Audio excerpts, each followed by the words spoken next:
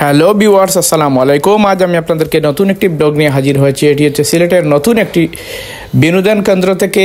যারা সিলেটের এই নতুন বিনোদন কেন্দ্রটি সম্পর্কে এখনো অবগত নয় কিংবা এখন পর্যন্ত এই বিনোদন কেন্দ্রের খবর পাননি, আপনারা যারা এখনও এই বিনোদন কেন্দ্রটিতে আসেননি তাদেরকে এই বিনোদন কেন্দ্রটি দেখাবো। সেটি হচ্ছে গার্ডেন প্লেস রিসোর্ট।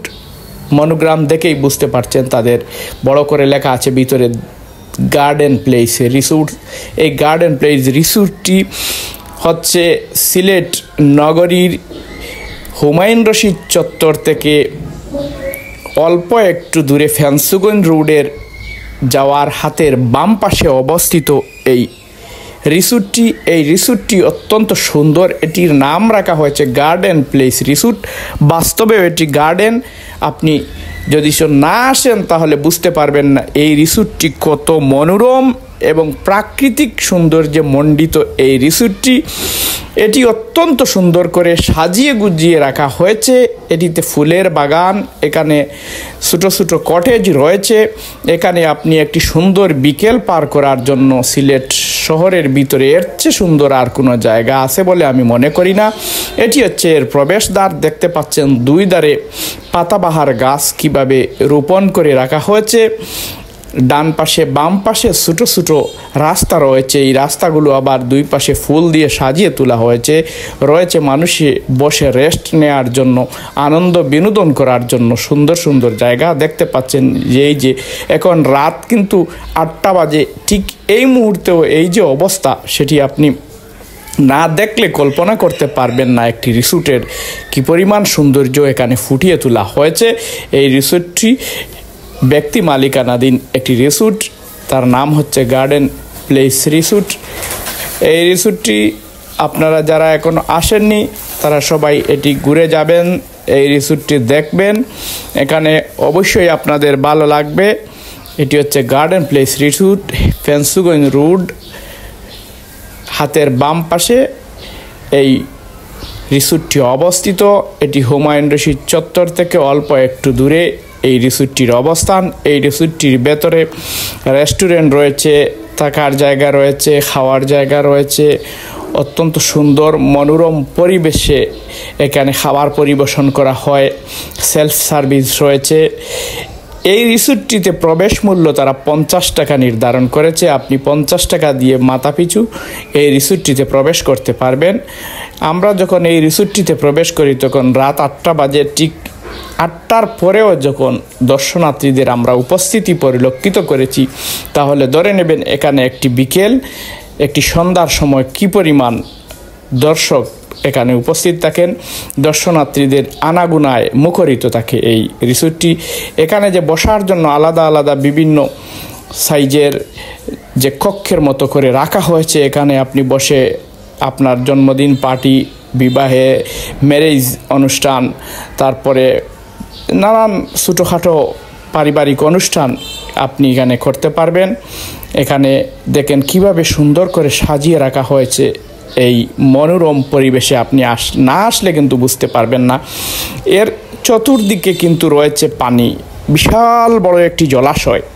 রাত হওয়ার কারণে সেই জলাশয়টি আমি আপনাদেরকে এখানে দেখাতে পারছি না।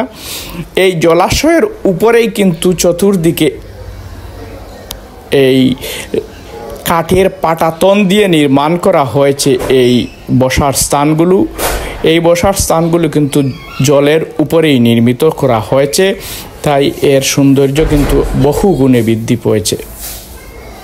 আপনারা যারা এই রিসোর্টটিতে বেড়াতে আসবেন অবশ্যই সন্ধ্যার আগে আসবেন, তখন এর প্রকৃত সৌন্দর্য আপনারা উপভোগ করতে পারবেন।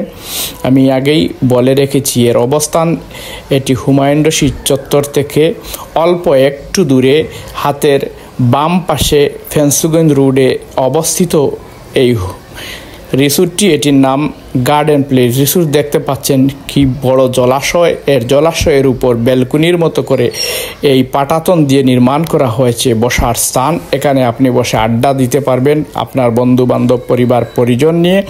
এখানে ঢুকে একটি সুন্দর মুহূর্ত আপনি অতিবাহিত করতে পারবেন। আমরা যখন এই রিসোর্টটিতে প্রবেশ করি তখন কিন্তু সন্ধ্যার পর হয়ে গিয়েছিল বিদায় দিনের, কিন্তু আমরা সেই আলোটি আমি আপনাদেরকে দেখাতে পারছি না।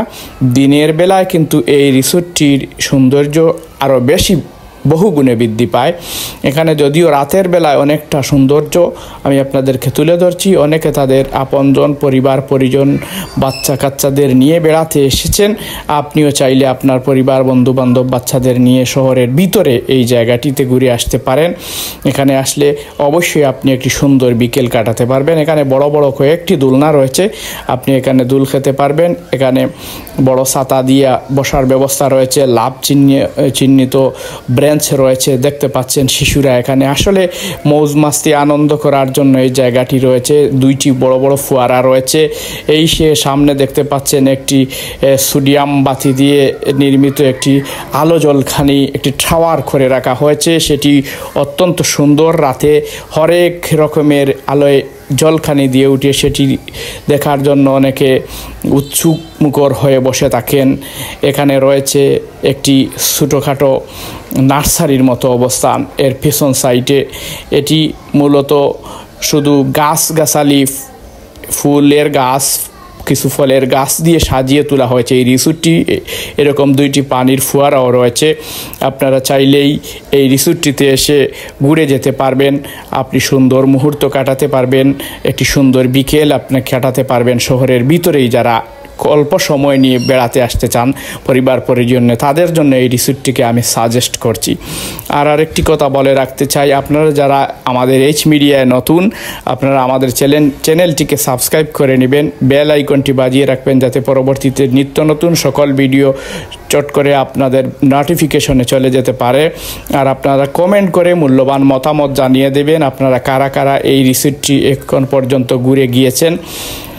সবাইকে অসংখ্য ধন্যবাদ জানাচ্ছি আমাদের সাথে থাকার জন্য। পরবর্তীতে নিত্য নতুন কোনো জায়গায় নতুন কোনো ভিডিও নিয়ে আমরা আবার হাজির হব। সে পর্যন্ত আপনারা সবাই ভালো থাকবেন, সুস্থ থাকবেন।